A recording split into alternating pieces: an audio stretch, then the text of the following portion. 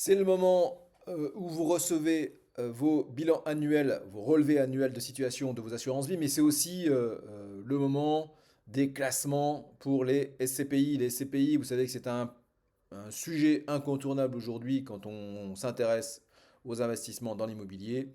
Sauf que, comme dans l'immobilier Pierre, il ne faut pas faire les choses n'importe comment. Donc c'est un choix personnel que de vouloir choisir soit des investissements dans l'immobilier pierre, soit des investissements dans l'immobilier papier, en fonction de vos objectifs, de ce que vous recherchez, de la performance à tout prix, de la tranquillité, du confort. Bon voilà, tout ça, ça doit être jaugé à votre profil. Et il y a tout un panel à votre disposition pour pouvoir répondre à vos besoins de manière qualitative. J'ai fait une vidéo hier, pas plus tard qu'hier, sur le dispositif de Normandie qui permet à la fois d'investir dans l'immobilier pierre de qualité à des prix voilà, vraiment abordables à partir de 160 000 euros et en même temps obtenir une réduction d'impôt si effectivement la réduction d'impôt fait partie de vos objectifs. Si c'est pas la pierre qui vous anime, si c'est pas les réductions d'impôts qui ne sont pas un objectif pour vous, eh bien les SCPI peuvent aussi être un excellent support pour bâtir du patrimoine immobilier avec le levier du prêt. Et on va voir ce que nous dit cet article sur les échos. Il y a un classement qui a été établi par les échos. On va voir ça sur cet article-là. Malgré la crise de l'immobilier, je vous cache pas, hein, vous le savez, l'immobilier c'est compliqué en ce moment. Certaines jeunes SCPI annoncent un rendement supérieur à 10%, une aubaine pour les investisseurs avisés, à condition de peser les risques associés à de tels taux. Faut-il céder aux sirènes des taux de distribution à deux chiffres? Je me suis déjà exprimé sur cet aspect-là. Il faut à tout prix ne pas regarder uniquement cet argument, souvent mis en avant par les jeunes SCPI, pour donc se tailler une place sur le marché des CPI. Hein, il faut regarder aussi bien d'autres critères. Et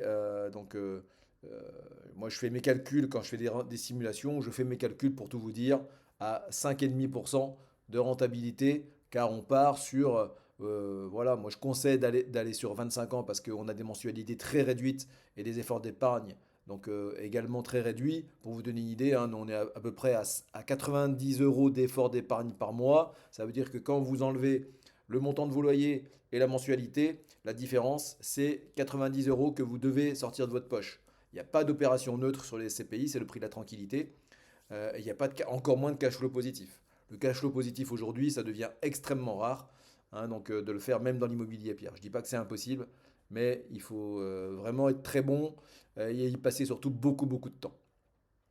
Via le prêt, sur 25 ans, avec comme je vous le disais, des efforts d'épargne qui sont quand même assez minimes, malgré les taux importants que l'on a sur les CPI, environ 4,9% encore sur les CPI pour emprunter. Mais ça reste donc très intéressant. Ce sont les chiffres qui parlent, hein. Quand j'établis les simulations pour mes clients, tous ceux qui pensent que 4,9 de taux c'est trop et c'est pas intéressant, eh bien les chiffres démontrent le contraire. Alors, à votre disposition pour vous le montrer justement. Gare au mirage, nous dit-on, donc c'est Sandra Bouillard, la journaliste, qui nous écrit ça. L'année 2024 a vu se jouer une surenchère des rendements sur les sociétés civiles voilà, et CPI, malgré une collecte toujours faible sur cette classe d'actifs. 18 nouveaux véhicules, enfin toujours faible, ça dépend des CPI, hein. 18 nouveaux véhicules ont été lancés l'année dernière, la plupart avec une stratégie similaire, des actifs basés dans toute l'Europe, une stratégie opportuniste et diversifiée. Ces nouveaux acteurs proposent une offre alléchante, voire très agressive. Donc, si SCPI, dont certaines annoncent ne pas facturer des frais d'entrée, annoncent des dividendes supérieurs à 8%, une double aubaine pour les particuliers. En comparaison, les anciens véhicules proposent un rendement moyen, toutes catégories confondues, de 4,72, en hausse de 0,20 par rapport à la performance moyenne des SCPI en 2023. Donc, mais pas d'illusion, le dividende reçu, perçu, n'a pas augmenté en réalité. Cette hausse en trompe-l'œil est à relativiser avec une baisse du prix de part moyen de 4,9% en 2023. Toutes les SCPI que je propose n'ont pas subi de baisse de part en 2024. Et en 2023, seule la SCPI PFO que je propose en prêt a subi une baisse de 8%. Hein, Ça avait été annoncé par Perial. Il n'y aura plus d'autres baisses sur PFO. Euh, c'est le discours tenu par la société de gestion, que je salue, hein, donc pour leur, malgré, c'est une société de gestion qui a plus de 50 ans d'existence. Les crises, ils en ont traversé, et celle-là, ils la gèrent plutôt pas mal comparé à d'autres sociétés de gestion, comme celle qui est en dessous, Praemia, ex-Primonial, où là, on a tapé des baisses de plus de 40%, et c'est très problématique. On parle de Comet. Comet, c'est une société que je mets souvent en portefeuille, encore très récemment, donc cette semaine et la semaine dernière également, pour des clients. Voilà, elle a envoyé, entre guillemets, 11-18 de performance. Donc en réalité, voilà, en prenant en compte la valeur d'aujourd'hui, le taux de distribution baisse à 10,62, mais enfin on est quand même à 10,62, au-dessus de 10 pour des SCPI où on ne gère rien du tout. Ce qu'il faut avoir en tête sur tous ces taux supérieurs à 8%, c'est que ça ne va pas durer 25 ans. Hein, donc là c'est pareil, c'est pour ça que je prends un taux de 5,5 dans mes calculs, parce que je considère qu'un jour, euh, peut-être que je me trompe, mais je pense qu'il faut être prudent quand on se projette sur des durées longues comme celle-là, 25 ans. Un jour, ces taux de distribution vont baisser. Voilà. Et ça ne sera pas un scoop. Alors le palmarès, le voici. En 1, on a Comet avec 11-18, comme je vous le disais. Et puis on a Transition Europe, incontournable aussi dans un portefeuille. Ensuite, celles que je ne cite pas, c'est que je les travaille pas. Je dis pas qu'elles sont pas bien, c'est que je les ai pas étudiées. Et donc, je peux pas mettre non plus 10 lignes de SCPI dans un portefeuille. Voilà, ça sert à rien du tout. Donc, quand on est sur 3, 4, 5, 6 maximum, si vous êtes à 300 000 euros de prêt, voilà, on sera très bien. En revanche, donc voilà, je vais citer Remake Live, bien sûr, Hirokozen.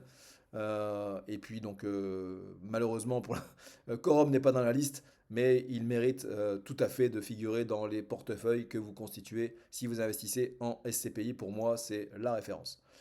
Voilà, donc je vais éviter le blabla de tous les classements que je viens de vous donner. Au total, donc, on a 26 SCPI qui affichent des taux de rendement supérieurs ou égaux à 6. Ah, donc là, dans les 26, et on n'a pas toujours Quorum, justement, hein, qui, sur deux de ces SCPI, sont en dessous de 6. Voilà, donc c'est près du double de l'année précédente, souligne l'observateur Linksea, excellent Linksea, ajoutant que la campagne de taux 2024 se démarque par la communication de rendement élevé. Pour se démarquer dans un segment de la pierre papier en pleine restructuration, il faut donc gagner la bataille des chiffres. Donc MEF sur cette bataille des chiffres. Louvainvest, excellent Louvainvest. Effectivement, une plateforme incontournable également. Si vous voulez aller jouer tout seul avec les CPI sans accompagnement, c'est possible de le faire.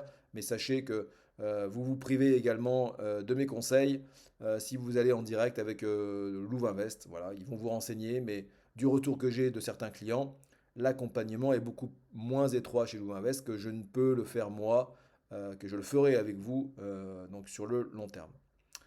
Euh, on parle de gonflement artificiel des dividendes. Concrètement, le délai de jouissance est la période généralement de quelques mois durant laquelle un nouvel investisseur ne touche pas de revenus, le temps que son argent soit investi. Donc la moyenne, c'est premier jour du sixième mois, donc 5 mois de délai de jouissance. Et puis certaines, comme Hirokozen, sont à 3 mois de délai de jouissance, premier jour du quatrième mois, où vous commencez à recevoir vos loyers. Ce qui est somme toute tout à fait raisonnable, parce que dans l'immobilier, c'est pareil. Entre le moment où vous décidez d'investir et le moment où vous recevez concrètement vos loyers, eh bien, il se passe, voilà, avec le temps déjà de constitution du prêt, si vous faites des travaux, le temps des travaux, donc il y a au moins 6 mois. Donc faut pas non plus trop s'étendre là-dessus. Cela se traduit par une distribution des revenus sur moins de parts, augmentant ainsi les gains des investisseurs actuels. Mais cela ne dure pas éternellement, oui, bon voilà, ça c'est un peu à la marge.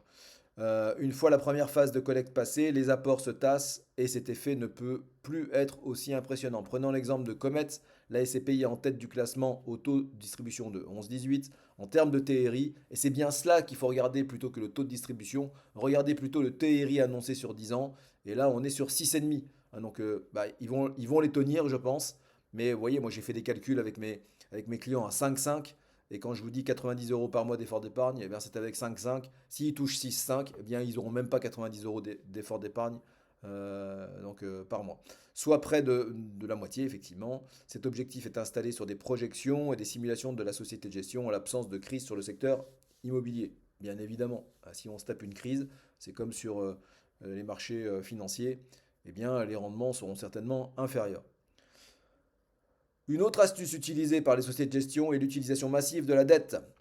Privilégier, là aussi, autre argument, autre critère à surveiller, eh bien l'endettement, hein. Donc, Transition Europe, par exemple, zéro endettement, bim. Donc ça, c'est intéressant.